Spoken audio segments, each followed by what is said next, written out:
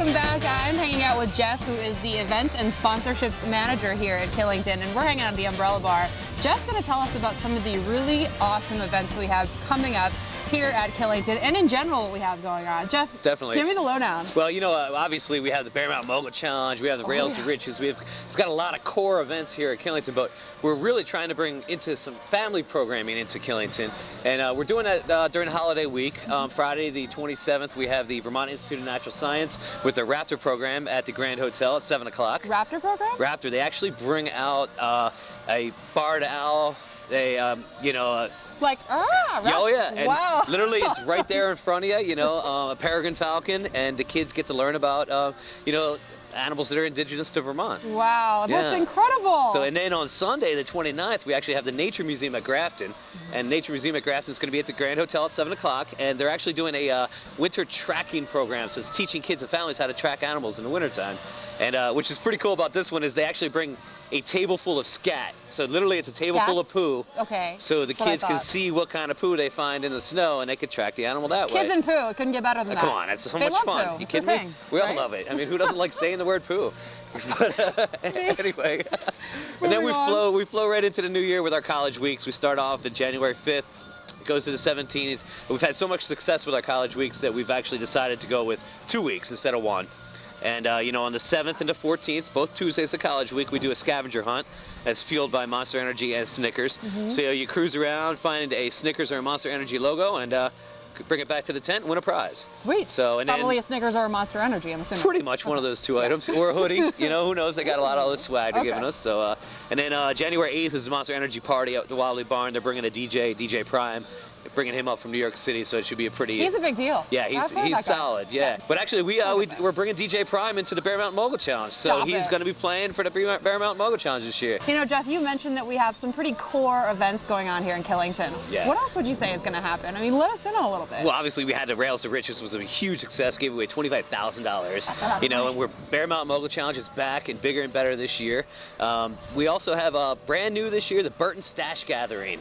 So we're bringing this back. It's a celebration of the park. It's going to be in the stash, and it's actually a bank slalom. It's one of the first bank slaloms we've ever done at Killington. Wow. Bank slalom through the stash, and my man Rosie down in the parks is really going to dial in a really sick setup for that. It's going to include some of the features in the stash.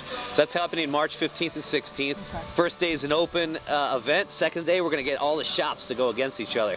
So it's going to be pretty cool. I love it. I love turning people on. Definitely. Yeah, you know, and in the park event world, we're trying to get the Groms involved more. So we unveiled this year the Mini Shred Madness. Basically, it is little guys. There's a division from 10 to 13 years old and from 9 and under.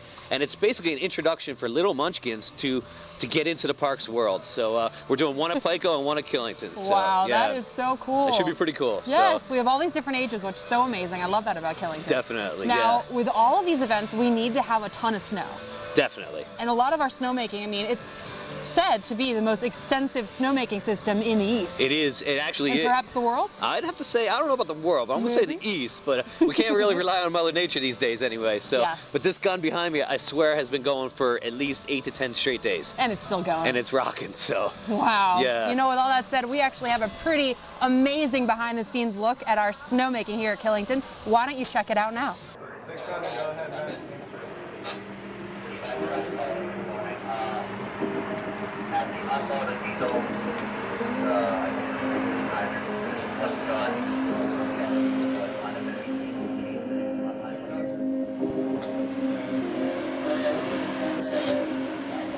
My name is Will Conroy. I'm 20 years old and I'm a snowmaker at Killington Resort. Basically, we get here, get suited up, and then put a radio on, get everything together, talk to the foreman, plan gets formulated. When we're making snow, usually you'll have your run, which is, a trail at guns, whether it be a section or a couple different trails or whatever, that you'll get sent to go maintain, make sure everything's running right. For the most part, we work in pairs, sometimes more. It depends what job needs to get done. We work 4 or 5 12-hour shifts a week. So, yeah, it's a lot of time, especially during the winter. Yeah, it does seem simple. Water and air make snow.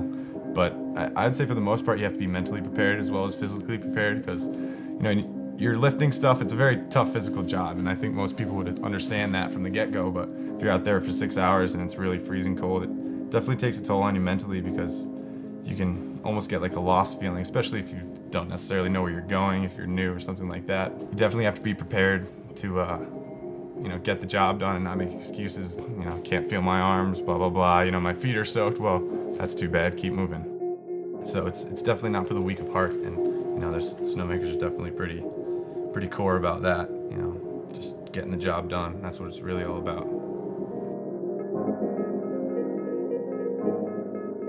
Channel locks is definitely our multi-tool. We use it as everything. It's a pair of pliers, it's a hammer. We sharpen them a certain way so you can scrape ice out of hydrants. You can chop ice off stuff, use them to close quick connects, which is what holds the hoses into the hydrants. Sometimes those break off. And that's just the type of job that it is. Not everything's ever gonna be perfect.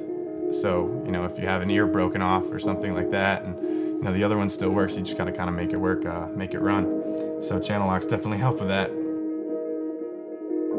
The colder it is, the more water you can flow through the gun, and hence the more snow you can make.